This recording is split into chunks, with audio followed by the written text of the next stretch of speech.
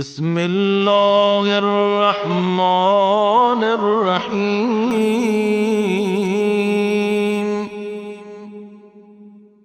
اللہم لا تؤاخذنی فیہ بالعثرات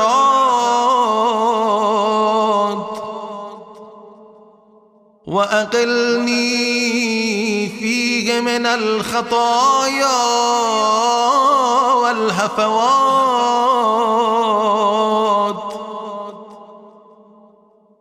ولا تجعلني فيه غرضا للبلايا والآفات بعزتك يا عز المسلمين۔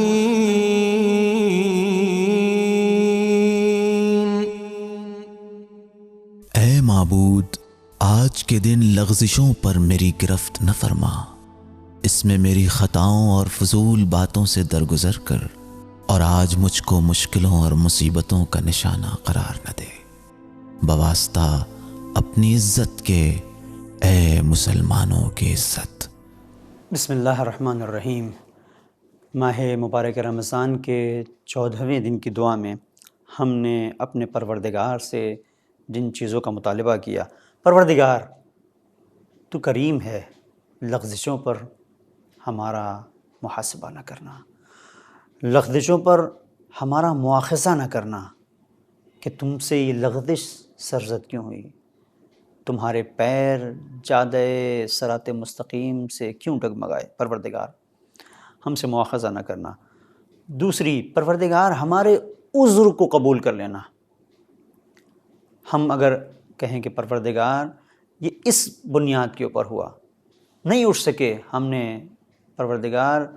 یہ دعا کی تھی کہ ہم رات کی تاریکی میں اٹھیں گے لیکن نہیں اٹھ سکے، پروردگار اس کی وجہ یہ تھی کہ بہت تھکے ہوئے تھے، مالک تو ہمارے اس عذر کو اپنی بارگاہ میں قبول کر لینا۔ بندگی کی راہ میں عام طور پر ایسا ہوتا ہے کہ جب ایک انسان کسی کام کو انجام نہیں دیتا تو جب اس کا بڑا اس سے پوچھتا ہے کہ تم نے یہ کیوں نہیں کیا، آپ کسی بچے سے بھی اگر پوچھیں گے تو کوئی نہ کوئی وہ بہانہ لے کے آئے گا۔ عذر کا مطلب یہاں پر یہ ہے کہ ہم جو بہانہ لے کے آئیں، پروردگار تو کریم ہے، قبول کر لینا۔ جس طریقے سے ایک ماں جانتی ہے اپنے بچے کو جو اس کے سامنے ایک بہانہ پیش کرتا ہے، کہ مثال کے طور پر وہ گلاس لے کے جا رہا تھا، ماں نے کہا تھا کہ صحیح سالم لے جا کر یہ پانی کا گلاس دے دو، لیکن اس کی توجہ دوسری طرف تھی، ٹی وی کی طرف تھی، گیم کی طرف تھی، گر گیا۔ اس کے بعد وہ کہتا ہے کہ مما یا ماں میں تو صحیح لے کے جا رہا تھا لیکن میرا پیر پھسل گیا۔ تو ماں کو پتہ ہے کہ یہاں پر کوئی ایسی چیز نہیں تھی، پانی نہیں پڑا ہوا تھا فرش پہ جہاں پر پیر پھسل جائے، لیکن کہتی چلو کوئی بات نہیں، اس کے عذر کو قبول کر لیتی ہے۔ تو پروردگار تو مالک ہے، ماں سے زیادہ محبت کرنے والا ہے، ہمارے عذر کو اپنی بارگاہ میں قبول کر لینا، اور بلا اور مصیبت سے پروردگار ہماری حفاظت کرنا۔ اس کے بعد جو ہمارا آج کی دعا میں پروردگار سے مطالبہ ہے، جو فقرہ ہے اللہم لا تؤاخذنی فیہ بالعثرات۔ عثر در حقیقت عثرہ کی جمع ہے، کہ جہاں پر کسی چیز کے مطلع ہونے کے ہیں، کسی چیز کے بارے میں جاننے کے ہیں، لغزش کے معنی میں۔ پروردگار جہاں پر ہمارا پیر پھسل گیا، جہاں پر ہم سے لغزش ہو گئی، پروردگار وہاں پر ہم سے تو مواخذہ نہ کرنا کہ ایسا کیوں ہوا۔ دیکھیے کبھی ایسا ہوتا ہے کہ انسان جان بوجھ کے گناہ کرتا ہے، سوچتا ہے، فکر کرتا ہے مجھے یہ گناہ انجام دینا ہے، اور پھر اپنی سوچ اور فکر کے مطابق گناہ کے مقدمات کو، گناہ کے وسائل کو فراہم کرتا ہے۔ یہ ایک منزل ہے۔ ایک مقام وہ ہے کہ جہاں پر وہ فکر نہیں کرتا، وہاں پہ سوچتا نہیں ہے، لغزش اس کے پیروں میں آ جاتی ہے، اس کے پیر ڈگمگا جاتے ہیں، پھسل جاتا ہے۔ جیسے ایک انسان ایک صحیح راستے پر چل رہا ہے اور ایک انسان ایک ایسے راستے پر چل رہا ہے جو مثلا برفیلا ہے، صحیح راستے پر وہ غلط انداز سے چل رہا ہے تو ظاہر ایکسیڈنٹ ہوگا، لیکن ایک خطرناک راستہ ہے، سنبھل کے چل رہا ہے، لیکن اس کے بعد بھی پیر ڈگمگا جاتے ہیں۔ تو پیر ڈگمگا جاتے ہیں جہاں پہ پھسلن ہے، جہاں پہ ڈھلان ہے، برفیلا راستہ ہے، یہاں پر انسان کے پیر ڈگمگا گئے تو اب بہت زیادہ اس کا اختیار نہیں ہے، لیکن پھر بھی انسان کو بچنا چاہیے ایسے راستے پر چلنے سے کہ جو انسان کو ہلاک کر سکتا ہو۔ اسی لیے روایات اور حدیث میں کہا گیا ہے کہ ایسی جگہیں جہاں پر لہو و لعب کی محفلیں ہیں، حتیٰ جہاں پر لوگ شراب پیتے ہیں، جانے سے منع کیا گیا ہے۔ ایک انسان کا ارادہ نہیں تھا کہ وہ جا کے شراب پیے گا، پہلے سے اس نے سوچا نہیں تھا، لیکن ایسی محفل میں گیا، لوگوں نے اسے مجبور کر دیا۔ لوگوں نے کہا، ظاہری طور پر مجبور کرنے کا مطلب یہ نہیں کہ ہاتھ پیر باندھ دیے، لیکن اتنا زیادہ اصرار کیا لوگوں نے کہ اس نے بھی جام اٹھا لیا، یا کسی نے اس کے منہ میں جام لگا دیا۔ تو یہ لغزش ہے جہاں پر اس نے اپنے رب کریم کی بارگاہ میں دعا کی، مالک یہ مجھ سے غلطی ہو گئی، میں نے خود نہیں چاہا تھا، لیکن ایسی جگہ پر چلا گیا۔ تو یہ وہ جگہ ہیں کہ جہاں انسان کبھی گناہ خود کرتا ہے، کبھی ایسے ماحول میں پہنچ جاتا ہے کہ جہاں اس سے گناہ سرزد ہو جاتے ہیں۔ ہم اپنے پروردگار سے یہاں پر مطالبہ کر رہے ہیں کہ پروردگار ایسی جگہوں سے ہمیں محفوظ رکھ کہ جہاں پر ہمارے قدم ڈگمگا جائیں اور ہم سے لغزش ہو جائے۔ اور اس کے بعد ہم نے اپنے پروردگار سے مطالبہ کیا دوسرے فقرے میں، اقلنی فیہ من الخطایا والحفوات، پروردگار جو خطائیں ہم سے ہوئی ہیں ہم ان سے شرمندہ ہیں، واپس پلٹنا چاہتے ہیں۔ اقالے کا لفظ یہاں پہ استعمال ہوا ہے۔ اقالہ خرید و فروخت میں، اسلامی فقہ میں اس جگہ پہ استعمال ہوتا ہے، آپ گئے مارکیٹ میں، آپ نے ایک کپڑا لیا، آپ گھر پہ آئے، آپ نے دیکھا یہ کپڑا صحیح نہیں ہے، آپ واپس اسے لے کے گئے، تو کہا گیا ہے دکاندار کے سلسلے سے ہے جس نے کپڑا بیچا ہے کہ اگر کوئی پشیمان ہو کے تمہارے پاس آ رہا ہے اور کوئی سامان اس نے لیا ہے، اسے واپس لے لو۔ پروردگار کی بارگاہ میں ہم کہہ رہے ہیں عقل نہیں، پروردگار میں گناہ کر کے تیرے دروازے پر واپس آ گیا ہوں، مالک اپنی بارگاہ میں مجھے قبول کر لے۔ تو یہ جو دعا ہے وہ اس انداز سے ہے کہ پروردگار کی بارگاہ میں انسان پشیمان ہو کے آیا ہے۔ پھر جو فقرہ،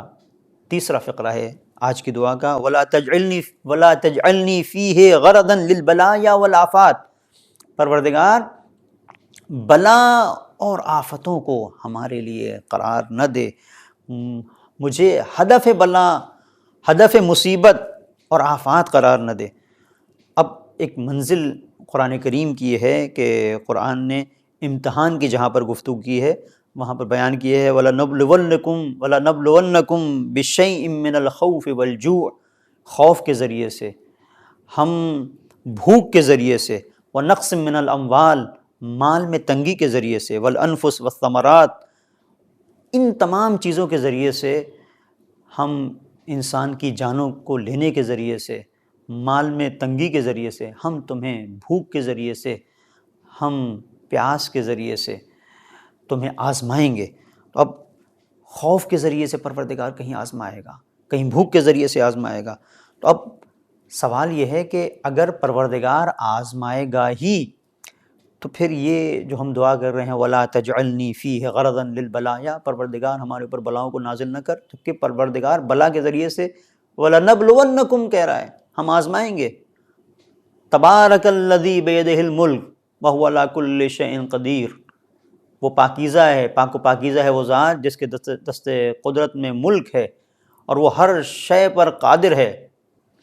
اور اس کے بعد پروردگار کہتا ہے کہ ہم تمہاری آزمائش کریں گے۔ تو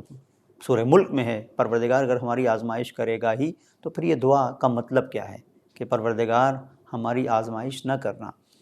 شہید مطہری نے اس کا جواب دیا ہے کہ کبھی کبھی کچھ چیزوں کو تولنے کے لیے جب ہم تولتے ہیں تو وزن کی ضرورت ہوتی ہے، اور جب ہم اسے تول رہے ہیں تو جس چیز کو تولا جا رہا ہے اگر اس کا وزن 1 kg ہے، 2 kg ہے، تو صرف وزن کو ہم دیکھ رہے ہیں، اس کے وزن کرنے سے اس چیز کی صلاحیت میں کوئی اضافہ نہیں ہوگا۔ مثلا آپ نے 1 kg ایپل سیب خریدا، اب اسے آپ دکاندار سے کہتے ہیں کہ بھئی اسے تول کے دو، وہ تولتا ہے، تو اس کے تولنے سے یہ سیب متاثر نہیں ہوگا، اسے کچھ حاصل نہیں ہوگا۔ تو ایک وزن یہ ہے۔ 1 لیٹر دودھ لیا، اس نے 1 لیٹر دودھ آپ کو دے دیا، تو یہ جو پیمائش کا آلہ ہے اس سے دودھ کے اوپر کوئی تاثیر نہیں آئے گی، صرف ایک مقدار کی حیثیت سے وہ پتہ چلے گا کہ اتنا دودھ آپ کو دیا جا رہا ہے۔ لیکن انسان کا معاملہ الگ ہے، پروردگار جب انسان کی آزمائش کرتا ہے، یعنی یہ جو امتحان ہے، یہ دودھ کا امتحان ہوا تولا گیا اسے، یہ ایپل کا امتحان ہوا تولا گیا کتنا ہے،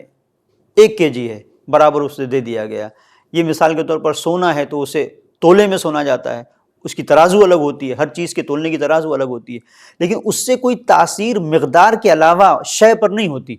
لیکن انسان متاثر ہوتا ہے. لہٰذا انسان کے سلسلے سے ہے کہ پروردگار جب انسان کا امتحان لیتا ہے تو یہ نہیں کہ پتہ چل جائے، پروردگار کو تو معلوم ہے، تمہیں تمہاری انسانیت کا وزن پتہ چلے. جب تک ہم منزل امتحان میں نہیں لے کے آئیں گے، منزل بلا میں نہیں لے کے آئیں گے، تب تک تمہیں پتہ نہیں چلے گا. پھر یہ جو دعا ہے اس کا مطلب کیا ہے؟ اس کا مطلب یہ ہے کہ کچھ بلائیں،